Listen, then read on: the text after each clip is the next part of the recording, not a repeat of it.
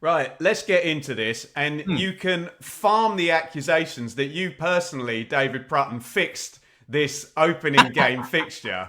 But how good is this going to be? If you'd have literally picked out your best narrative, and I'm sure you're going to be there on opening night at St Andrews for what you want Mm. from an opening game, this is pretty much it. I've got to admit, as an Ipswich fan, I don't like it one bit because you do not want to go to a promoted side who just scored 111 points away Yeah, on the first game in front of the cameras. But yeah. I'll ask you specifically about Birmingham and Ipswich. Mm. But what a brilliant opening fixture. Amazing. And it's always special because the Premier League hasn't started. And you'll know the Yeah, TV ratings. yeah. Loads of people are going to be across this, aren't they?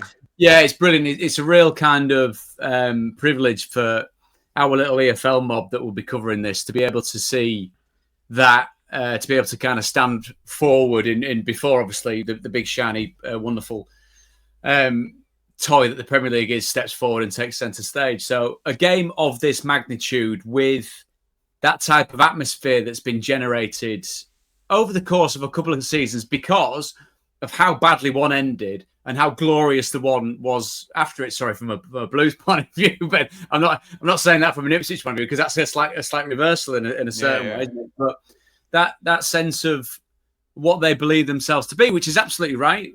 Good, a huge football club in a city where their deadliest rivals have been doing so wonderfully well after climbing up and out the Championship. And that club really has evolved, hasn't it? And gone from strength to strength.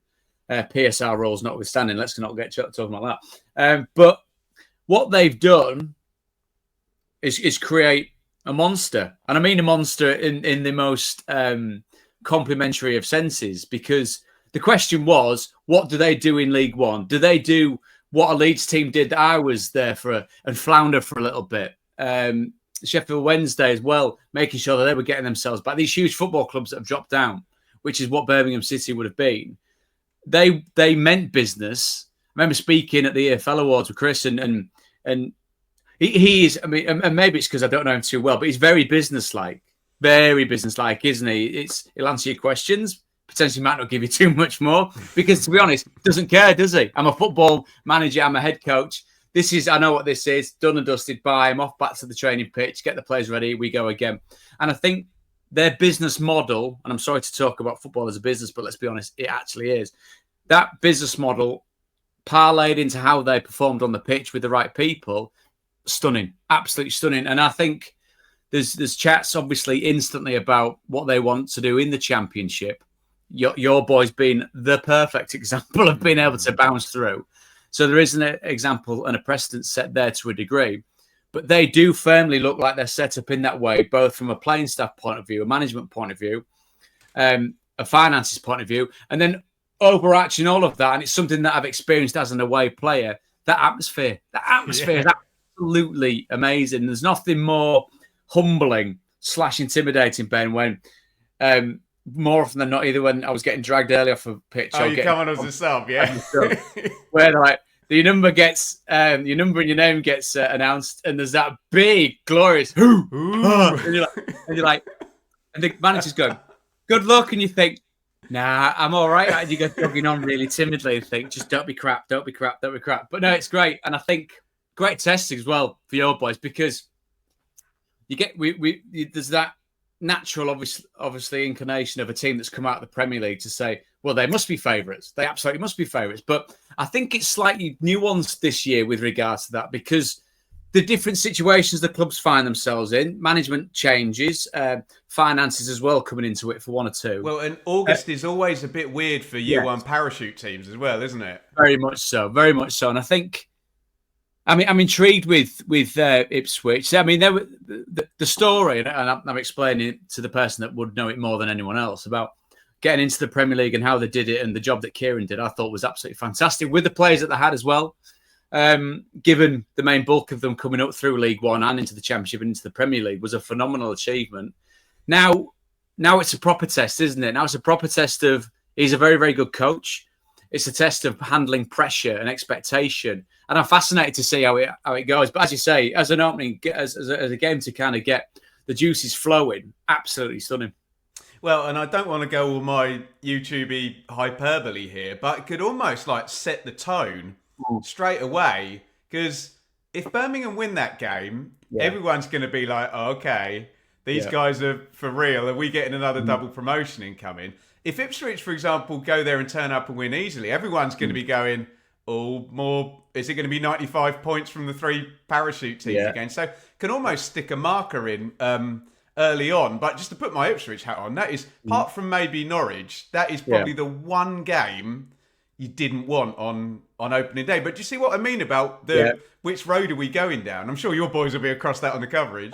Don't worry. I mean, you talk about hyperbole. We're the kings of hyperbole, mate. Come on. We're not down anything down. This will be the greatest game going on that weekend, that day, that week, whatever. Until Saturday lunchtime.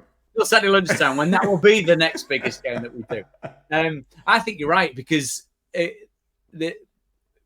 what we'll be seeing, and what I presume Championship fans will be looking at Birmingham City, there'll be a little hint of envy, which absolutely no other team will admit to at all, because we saw them go down the season before, on the day, of course, when we were at Ipswich covering them gloriously climbing into the Premier League. And 50 points as well.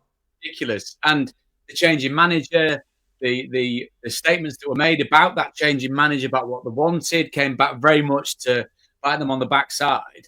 To then drop down, have a kind of deck wipe across the board and go again, means now everyone's sat in the Championship, arms folded, going, come on then, let's see what all the fuss is about, because there was a lot of fuss, and rightly so. They were absolutely stunning. So on the one hand, potentially you've got a Birmingham City side that are straining at the leash and going, let us at them, let us at them. Let us go at a team who we know are very, very good, very well coached, but have spent a slightly chastening season in the Premier League by virtue of what the Premier League is. It's full of huge ocean-going liners of football clubs, isn't it? And Ipswich get back to there when they were rubbing shoulders with that company for such a long time and very much part of the furniture up there, and have seen what it's like. So now Birmingham City potentially smell a little bit of blood, I think, and it would be an absolute statement. And conversely, as you said with Ipswich, it would be, from a Tractor Boys point of view and part of the Championship, about not believing the hype. They might be there. Oh no! All right, pipe down. I know. Yes, we know what we did. We saw what you did. We saw wonderful, well played. You're back with us lot now, so just calm yourselves down. It'd be a great. I mean, the nuances and the dynamics of the whole thing could be fascinating. And you could have McKenna and Davies shaking hands maybe after a draw, and it's going to be, okay, we'll see you in the running. Yeah, do you know what I mean? Yeah, exactly. Thank you for watching this clip, and please check out the full interview, which will be live this Sunday morning. It's fascinating.